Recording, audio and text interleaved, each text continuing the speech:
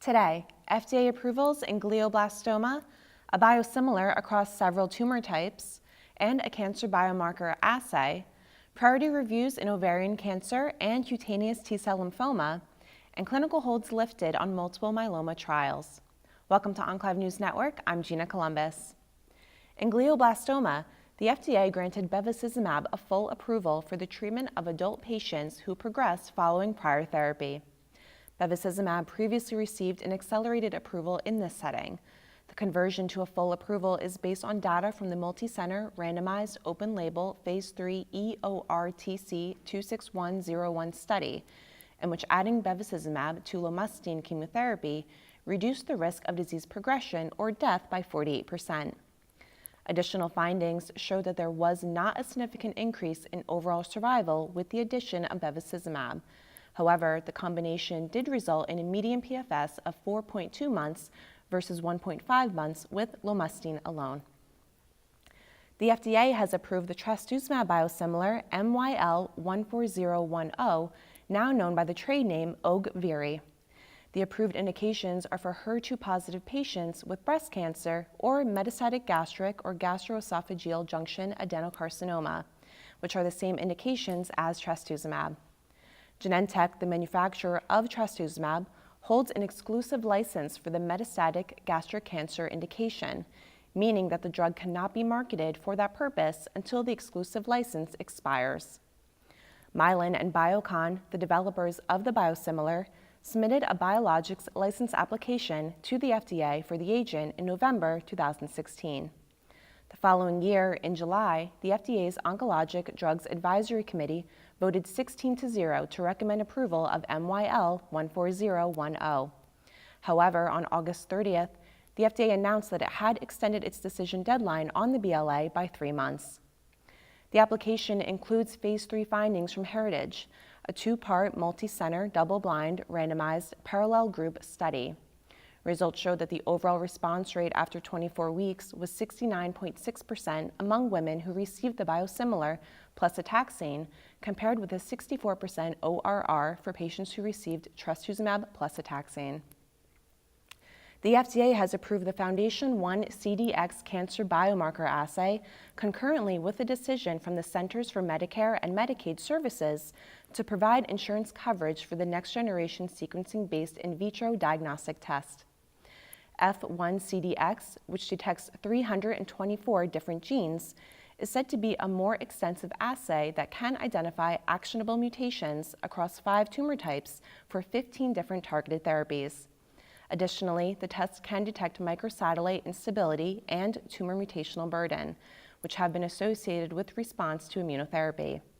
In clinical trial results, F1CDX could accurately detect substitutions, short insertions, and deletions approximately 94.6% of the time for each of the 324 genes. The agency said the test can be used as a companion diagnostic to identify specific mutations for non-small cell lung cancer, melanoma, breast cancer, colorectal cancer, or ovarian cancer. The F1CDX can detect genetic mutations that are indicated for multiple treatments. Among the 324 genes, the F1CDX assay can detect alterations in EGFR, KRAS, BRAF, BRCA1 and 2, ALK, and several other genes with emerging therapeutics, such as NTRK 1, 2, and 3. In gynecologic cancer, the FDA has granted a priority review to a supplemental new drug application for rucaparib for use as a maintenance treatment for patients with recurrent epithelial ovarian, fallopian tube, or primary peritoneal cancer who are in a complete or partial response to platinum-based chemotherapy. The application is based on results from the phase 3 Ariel 3 trial, in which maintenance rucaparib was found to improve median progression-free survival by 11.2 months versus placebo for patients with BRCA mutant platinum-sensitive ovarian cancer. Moreover, for patients with germline or somatic BRCA mutations, there was a 77% reduction in the risk of progression or death with rucaparib versus placebo. The median PFS with rucaparib was 16.6 months compared with 5.4 months for placebo. Similar PFS benefits were observed in patients with BRCA wild-type tumors and those with homologous recombination deficiency or low to high loss of heterozygosity. Under the Prescription Drug User Fee Act, the FDA is scheduled to make its decision on the application by April 6, 2018. In cutaneous T-cell lymphoma, the FDA granted a priority review to a biologics license application for mogamulizumab for the treatment of patients who have received at least one prior systemic therapy. The BLA is based on results from the Phase 3 Maverick study, which are scheduled to be presented at the upcoming 2017 ASH annual meeting. According to the study abstract published online ahead of the meeting, mogamulizumab reduced the risk of progression or death by 47% versus vorinostat in previously treated patients with CTCL. Additional findings show that the investigator-assessed median progression-free survival was 7.7 months in the mogamulizumab arm versus 3.1 months in the vorinostat arm. By independent review, the median PFS was 6.7 versus 3.8 months, respectively. The PFS benefit with the anti-CCR4 monoclonal antibody was observed across predefined subgroups. Under the Prescription Drug User Fee Act, the FDA is scheduled to make its final decision on the application on or before June 4, 2018.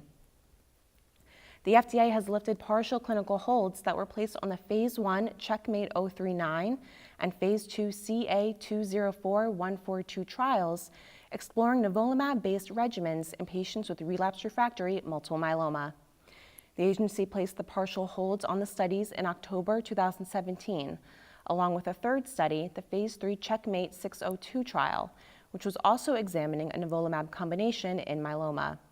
The partial hold on this study, which was evaluating combinations of nivolumab, elotuzumab, pomalidomide, and dexamethasone for patients with relapsed refractory disease, remains in place.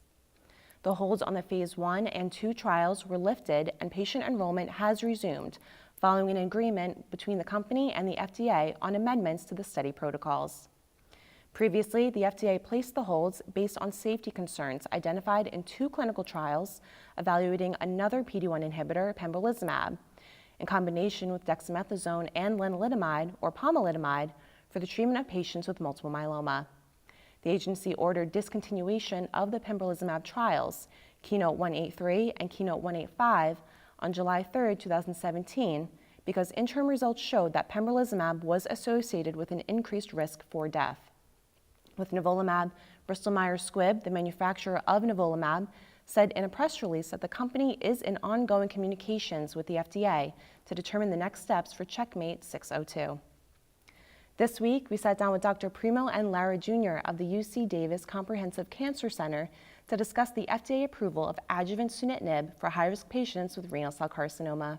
Sunitinib was shown in the STRAC trial to modestly improve disease-free survival in patients with completely resected renal cell carcinoma. That trial was predominantly in a higher risk population of patients in the adjuvant setting, which distinguishes it somewhat from the other adjuvant trials that were done, which included some intermediate risk patients. Sunitinib as an adjuvant therapy is not a walk in the park. It is a TKI with considerable toxicities that need to be managed. Even with its approval as an adjuvant choice in early stage RCC, I believe that most of us who treat patients with early stage RCC still have equipoise in putting our patients on a clinical trial that has a placebo control. And that's because sunitinib, even though it did improve disease-free survival or relapse-free survival, had really no clear benefit in terms of overall survival in that analysis. And a recent survey of key opinion leaders about whether they'd be interested in employing sunitinib in this setting show that only about 5% would routinely use sunitinib in the indication that it was approved for in early stage disease. So I personally would be fine with putting my patients with early stage RCC onto one of the ongoing randomized phase 3 trials of either an IO agent versus a control arm of placebo or no treatment. Because I think there's not that great a loss of not being treated with sunitinib for those patients. I think the bigger gain would be for those patients to participate in a clinical trial. That's all for today. Thank you for watching Enclave News Network. I'm Gina Columbus.